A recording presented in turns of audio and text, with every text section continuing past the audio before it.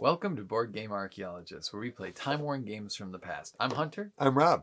and today we're looking at E.T., the board game. E.T., based on the 1982 movie. Game came out in 1982 by Parker Brothers. There you go.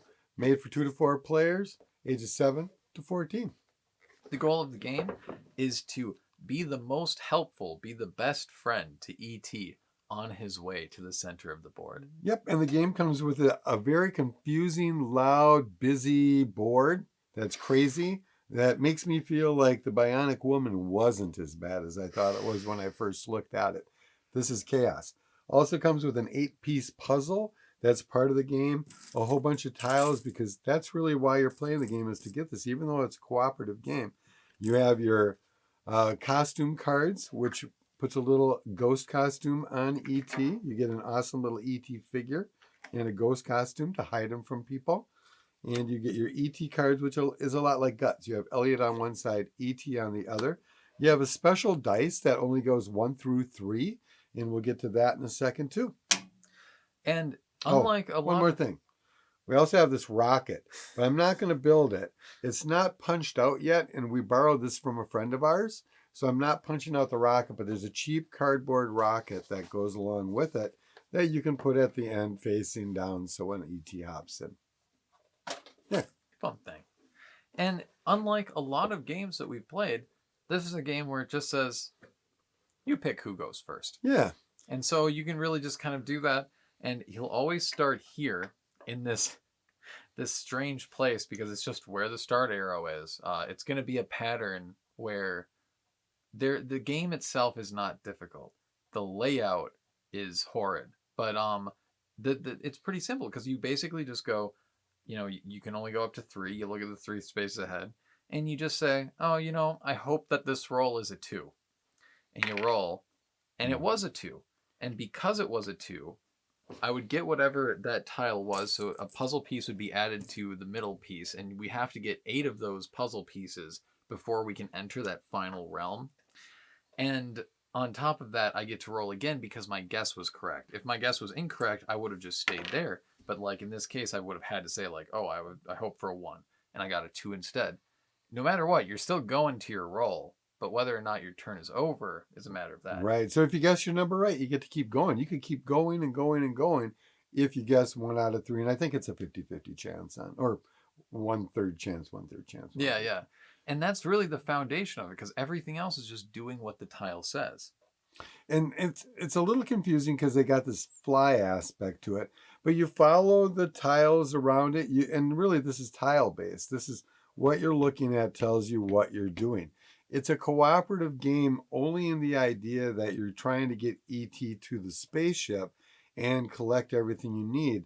But the goal is to get as many of these as possible and to get more than the players that you're playing with. Yeah, because the tokens kind of represent how helpful you've been to E.T. on his journey. And so you want to be like his best friend by the end of it. And the best ways to, gain those are to land on his hide spaces or his puzzle piece spaces and stuff like that, and to avoid the, as much as you can, the Gertie and like the men with flashlights. Yeah, the men with flashlights where you have to stop. You lose 1 point. And that's true for the van one too. You always have to stop, and you always have to fly the character somewhere else. And that's where this guts aspect comes into play. So when you have to fly a character, say you landed on Gertie, you lose 2 points, and you got to fly Gertie ahead. You can fly Gertie ahead, E.T. ahead, but you can't go past another one of its own color. So if you're going around this line, because you're always going counterclockwise, you could go to this puzzle piece, but you cannot go to this puzzle piece because it's your second puzzle piece. So you always have to stop that character, but it's a lot like Guts. So if Hunter would have landed on that Gertie space, he would lose 2. I would pick a card, place it on his forehead. He has to guess what it is. E.T. You are correct, sir. And then I would probably fly to the next puzzle piece where I would then get the amount of tokens and add that puzzle piece to the middle. Right. And once you get the 8 puzzle pieces, you can go. The first 3 rounds of this convoluted thing is the only places you can get the 3 puzzles and the costumes. So it's good to save some of these costume cards. When you land on a costume ET, you get to pick up a card. And then on a turn that you want, you can play this card, put the costume on ET, and he is safe from all trouble. So as long as he's got the costume on, he's safe. But without it, he's not. You can only get those in those first 3 rounds along with the puzzle things. So you do not want ET to go up ahead, which you have to make him go up ahead. You don't have to make him go up. It's just a dead space if it's a dead space. So once you stay down here until all 8 of these pieces are on. And then once the 8 pieces are on, you're going to want to move up to the 3rd one. And this is all with flying and chips. And believe it or not, I'm not sure there's enough chips in here if you were going to play a 4-player game. Yeah. The amounts that just 2 people can accumulate over the course of a game, and this isn't a game where we're trying to gather as many pieces to one. This is just like we're curious to see if we did it completely cooperatively, how many, and we ended up having a significant amount of the chips just naturally. Yeah, there was almost 50 chips just used between 2 of us trying to get ET done into the end without trying to fight each other the whole way. A lot of it is this guts aspect to it. A lot of it is Elliot or ET, and you've got to guess what it is.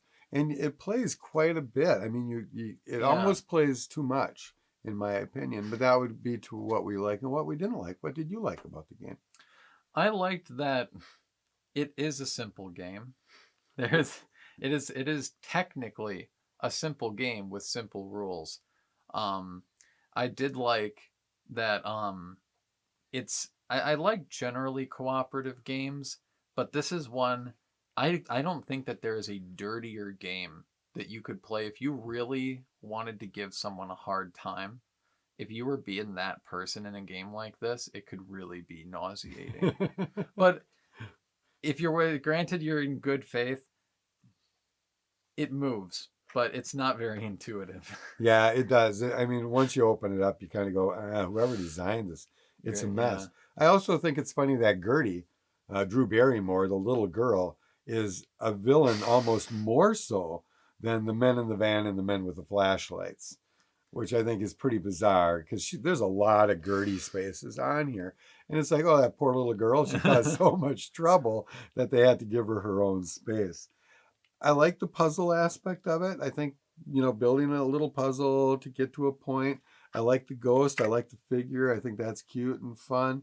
I think if I had to say anything negative about it, I think the guts thing gets old fast.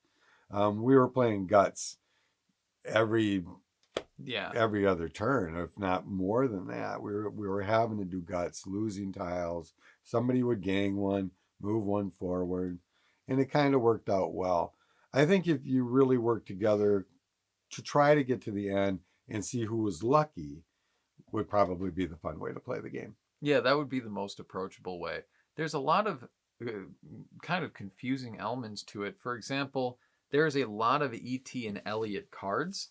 Despite it's a 2 to 4 you will game. always fly. If you need to fly in one of these tiles, you're always going to be able to. So you're really just holding on to your singular one. And in the rules, it says to toss those aside. Right. Give one to each player, toss it aside. It's a 2 to 4 player game, and you get 8 of these cards. Yeah, there's a lot of cards.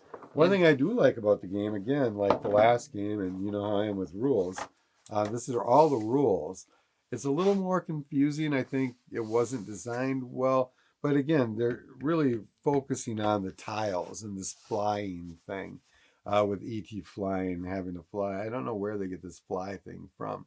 But once you get to the top, the spaceship, once the puzzle's done, the spaceship goes on and you move around and you go from there. And yeah, and despite having a lot of extra E.T. Elliot cards, the ghost cards, in a typical round, you're going to be lucky if you use more than one. Right. Because you have to land on the square, which is only going to happen.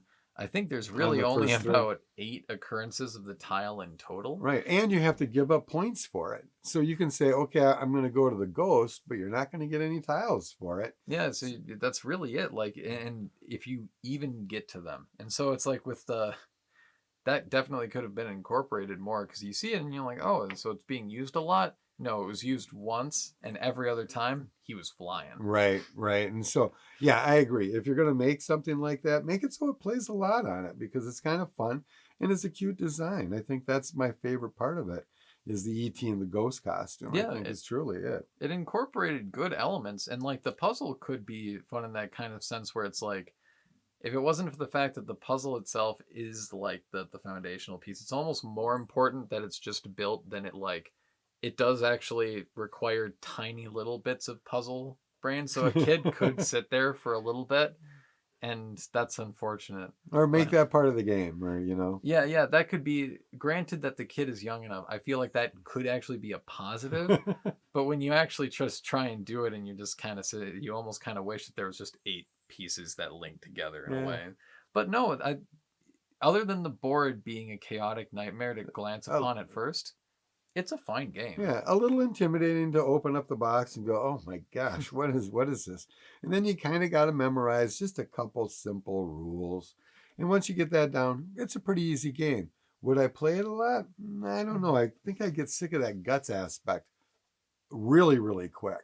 And you'd come to hate Gertie a lot. And poor little kid. Yeah, it's just a little she kid. never asked for this. But every time you land on it, you go, oh, Gertie. Thanks for watching. Yeah, and if you want to know more about us, check us out at toyarchaeology.com. You can also look for us on Facebook. And don't forget to subscribe, share with your friends, and we'll see you soon. We'll see you next time. Bye. Bye.